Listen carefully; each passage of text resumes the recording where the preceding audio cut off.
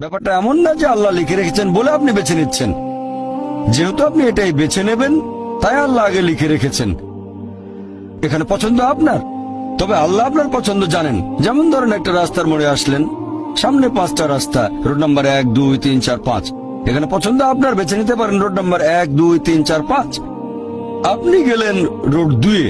এটা আগে থেকেই লেখা আছে আপনার নিয়তিতে যে আপনি যাবেন 2 নম্বর রোডে। ব্যাপারটা এমন না যে আল্লাহ লিখেছেন বলে আপনি করছেন। যেহেতু আপনি এটাই বেছে নেবেন, তাই আল্লাহ আগে লিখে রেখেছেন। তাহলে পছন্দ আপনার।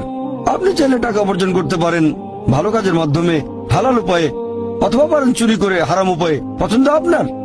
ধরেন চুরি করলেন, এটা আপনার সিদ্ধান্ত। তবে আল্লাহ আগে থেকে জানেন যে এই লোকটা সহজে টাকা পেতে চায়, তাই চুরি করবে। তাই আল্লাহ আগে লিখে রেখেছেন যে এই লোকটা 25 বছর বয়সে চুরি করবে। এখানে দোষটা কার? দোষ আসলে আপনার। তবে আল্লাহর আছে ইলমে গায়েব, তাই তিনি আগেই লিখে রেখেছেন।